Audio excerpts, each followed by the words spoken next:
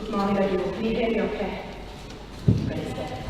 Thank you for inviting me to this event. I'm often asked what sort of young people access the marketplace for support, and my answer is always the same. The young people that use the marketplace are as diverse and unique as the communities they come from and the circumstances that led them to walk through our doors for support in the first place. The marketplace has been providing support to some of the most vulnerable young people in Leeds for nearly 30 years, who access us for support around issues impacting on their emotional well-being and mental health. Whilst I use the phrase vulnerable young people, these young people are also some of the most amazing, insightful, accomplished, resilient, I could go on, young people in our city. We provide a large portfolio of services to ensure we can meet the needs of young people who live and study in Leeds, which includes counselling, one-to-one support, group work and crisis support and drop-in. We don't diagnose, but we will acknowledge the diagnosis in the work with the young people if that is what the young person wants. We support young people aged 11 to 25, meaning we are able to support young people as they transition from primary to secondary school, from secondary school to college or university, or when the young people transition from children to adult services. We have two teams providing support, a youth work team and a counselling team, and we operate using the YACS model, which stands for Youth Information, Advice and Counselling. And if you would like more information about the YACS model, this can be found on the Youth Access website. I would like to give you a bit of an idea of what a day at the marketplace looks like before I touch on one of the issues young people seek support with, anxiety. The first job in the morning is returning calls and answering emails from young people and parents and carers and professionals, staff, volunteers and students busy around the service getting ready for the day. Our phone continues to ring pretty non-stop all day. Our counselling and My Plan appointments start from 11 AM. My Plan is our one-to-one support provided by our youth work team. We can offer up to 8 sessions of counselling or My Plan an hour due to the space we have.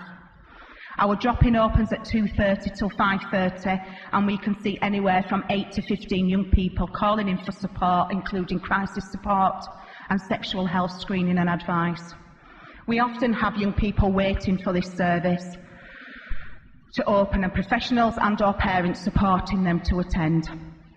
Drop-in can be very busy, especially if young people are accessing for a fast access crisis counselling appointment, as drop-in is our main referral route for this service. If one of our self-harm or anxiety workshops are running, they will start at 4:30, giving young people time to get there when school or college has finished, or if it's a Friday, our voice and influence groups will be running. We close most evenings at 7 PM, allowing for some of our older young people who work to attend to the 5 and 6 appointments. We also open our service on a Saturday. We're a busy service. During 2017-2018, we supported over 1,600 individual young people who accessed our service for support for a vast array of reasons. For some young people, we were the first support service they had ever accessed. For others, they were involved with other services, including statutory mental health services. Some young people had a mental health diagnosis, others didn't. Some used our service every week, sometimes a few times a week, and others used our service just one time. Some wanted us to work confidentially, and others wanted us to share information with services on their behalf. We are a service user-led and service user-driven organisation, which means at the heart of everything that we do are the voices of young people. We have a strong participation and voice and influence element to the organisation, and we also ensure we regularly consult with young people who use our service but are part of the voice and influence group.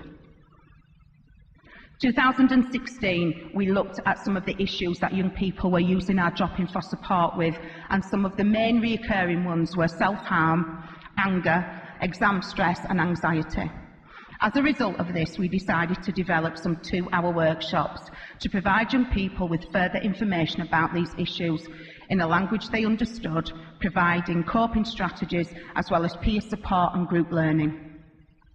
The workshops are run on a demand basis, meaning that when we have between 6 to 8 young people registered for a workshop, we will then run it. The anxiety workshop has been the most popular workshop, and during 2017-18, we ran 7 anxiety workshops. We recognise that young people can experience anxiety in many different ways and can be diagnosed with many different forms of anxiety. Generalised anxiety disorder. This means having regular or uncontrollable worries about many different things in life. This is a very broad diagnosis because there are lots of possible symptoms, and people's experiences of this can be very different as a result. Social anxiety disorder. Fear or anxiety triggered by social situations such as parties, workshops or any situation in which they have to talk to another person. Can sometimes be known as a social phobia. Panic disorder, regular or frequent panic attacks without a clear cause or trigger. Experienced panic disorder can mean that feeling afraid of having another panic attack to the point where the fear itself can trigger a panic attack. Phobias. A phobia is an extreme fear or anxiety triggered by a particular situation, such as a social situation or a particular object, such as a snake. Post-traumatic stress disorder. This is a diagnosis that may be given if anxiety problems develop after something traumatic. PTSD can cause flashbacks or nightmares, often feeling like reliving all the fear and anxiety experienced during the actual event. Obsessive-compulsive disorder, OCD, may be given as a diagnosis if anxiety problems involve having repetitive thoughts, behaviours or urges. Health anxiety, experience obsessions and compulsions relating to illness, including researching symptoms or checking to see if you have them. This is related to OCD. And body dysmorphic disorder, BDD, experiencing obsessions and compulsions relating to physical appearance. During 2017-2018, 786 individual young people accessed our drop-in for support. Of those 786 young people, 453 young people sought support for anxiety and stress, which is 58% of all young people accessing drop-in. The most common forms of anxiety we see presenting in young people at the marketplace are generalised, social, panic, PTSD and OCD. We also see young people experiencing 2 or 3 of these forms at the same time.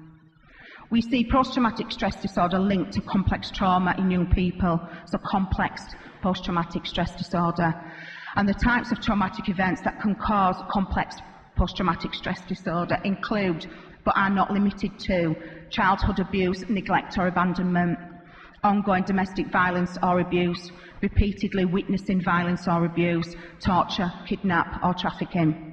Complex post-traumatic stress disorder is thought to be more severe if, but not limited to, if the traumatic events happened early in life, the trauma was caused by someone close, the person has experienced multiple traumas, escape or rescue was unlikely or felt impossible, and there is still contact with the person responsible for the trauma. Some of the symptoms of complex post-traumatic stress disorder may include, but again are not limited to, feelings of shame and guilt, difficulty controlling emotions, disassociation, physical symptoms such as headache, dizziness, chest pains and stomach aches, isolation from friends and family, relationship difficulties, self-harm and injury, including drug and alcohol misuse and harmful sexual relationships, and suicidal thoughts. During 2017-2018, 244 young people accessed our counselling service. Out of those 244 young people, 168 sought support for anxiety, which is 69%. And anxiety was recorded as being specifically discussed in counselling 2,546 times. Panic attacks were discussed 911 times by 65 individual young people during that same time period. I would just like to finish with a short anonymous case study. A 14-year-old accessed drop-in for support for social anxiety regarding attending school.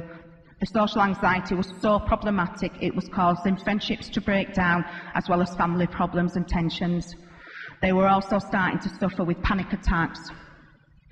During a session with a drop-in worker, the young person disclosed feeling suicidal due to everything that was happening. It was decided to complete a referral for some fast access crisis counselling due to things escalating so significantly.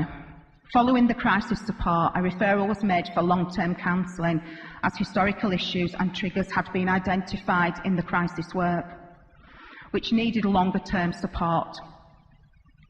Because we had all the services under one roof, we were able to offer seamless referrals, and the young person started to feel safe at the marketplace and used drop-in for support while waiting for their long-term counselling to start.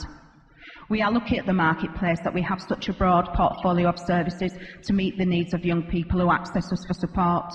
Local services that are accessible and discreet are essential for meeting the needs of young people affected by mental health issues. Ensuring that young people are central to the design and development of these services is key to making services truly young person centred and young person driven. Why work with young people if you are not listening and hearing what they are saying and what they are telling you? Thank you.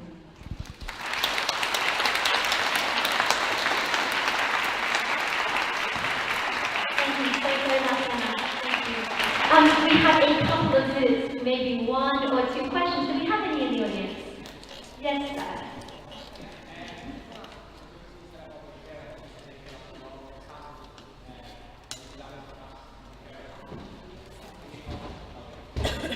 Sorry.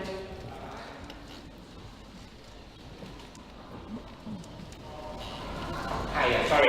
My name is Christian. I work for NIPS. My question is, obviously, it's about your referral that you made for the counselling, and that was your past referrals. My question is, are there services like ourselves, when we make a referral for counselling, without trying to say service, for example, sometimes we actually have to wait for so long, but we don't have any other services to work with the young person. And it happened to me when a young person did conclude my health, and I made a referral to come, and then to me, just away from my mum. I'm like, the young person is suicidal, I know they're with my mum. What can I do? Because you say you have the services, but sometimes people are not aware, or people might not be able to see, young people might not be able to access any other services. A long way for that. Really bad. What can we do? What did you do, obviously, for you to maybe a fast track referral? That's what I'm asking, really. I suppose our referrals are internal, so when I talk about making the referrals, all those services that I talked about are under one roof. So our crisis service, our fast access crisis counselling services, 4 sessions, which supports the young person pretty instantly to deal with the issues that are ticked into crisis. It's not about complex work, it's not about long-term work, it's about dealing with the crisis. And then because we have long and short-term crisis counselling and other services all under one roof, we're able to refer into them to services. We still have a wait sometimes, and that's why we encourage young people to use our drop-in for support while they're waiting for services. I think the issue with CAMS is a national one, and and waiting times vary across the country. And are you from Leeds? Are you talking about Leeds? Yeah, I think Leeds have reduced their waiting times at CAMS. I think it's better than other parts of the country. But I think that's something that's just a national, it's just national with CAMS is the way it is. But what I was talking about was our services all under one roof. Yeah. But Leeds, if you're in Leeds and you didn't know about us, look us up, look on our website, you'll have a lot of information about us now, and you'll be able to find us. Okay, thank you. Thank you so much. Another round of applause, please.